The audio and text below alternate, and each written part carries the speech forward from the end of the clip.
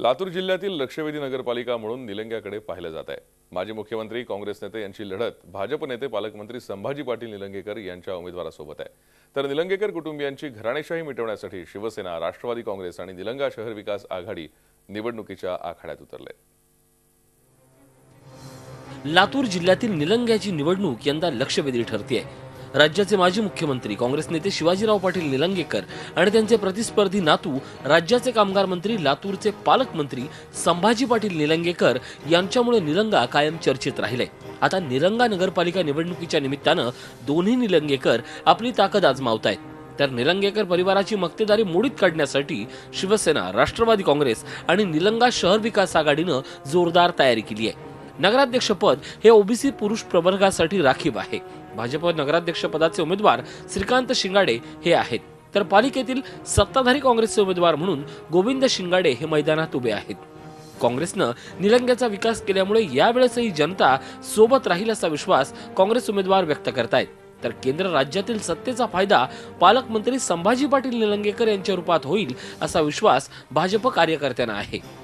विस्तारित शहराचा, वाढीव शहराचा रोड, रस्ते, नाली, लाईट, पाण्याची सुविधा व स्वच्छता या बाबतीत प्रयत्नशील राहू। आमचे पालकमंत्री माननीय संभाजीराव पाटील निलंगेकर साहेब जिल्ह्याचे पालकमंत्री आहेत, महाराष्ट्राचे कॅबिनेट मंत्री आहेत। त्यामुळे आम्हाला भाजपची सत्ता निलंग्यात आणायची आहे। त्यांच्या माध्यमातून आम्हाला जास्तीत जास्त निधी निलंगा शहरासाठी उपलब्ध करून घ्यायचा आहे व निलंगा शहराचा विकास करायचा आहे। कुठल्याच प्रमुख पक्षाची आघाडी किंवा युती न झाल्यामुळे सर्वच पक्ष एकमेकांच्या विरोधात निवडणुकीत उभे आहेत।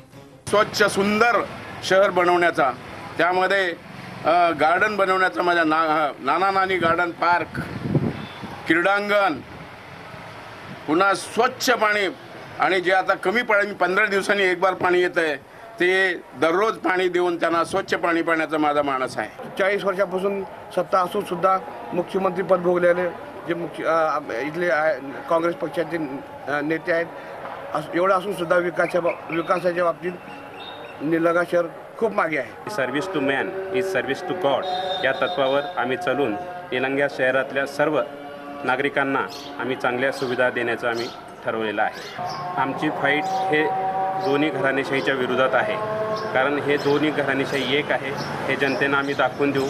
तर एमआयएमचे उमेदवार तुराब बागवान हे देखील आपलं नशीब आजमावतायत। एकूणच निलंग्याची जनता आता अंतर्गत मजबूत रस्ते, नाले, दिवाबत्ती, स्वच्छ पिण्याचं पाणी यासहित सुंदर शहराची अपेक्षा करतायत। निलंग्याच्या सुज्ञ जनतेनं आतापर्यंत काँग्रेस भाजपमधील दोन्ही निलंगेकरांना पराभवाची चव चाखवली आहे। त्यामुळेच निलंगा नगरपालिकेत जनता ही दोन्ही निलंगेकरांपैकी कुणाच्या पाठी राहते की तिसरा पर्याय निवडते हे निवडणुकीच्या निकालानंतरच स्पष्ट होईल।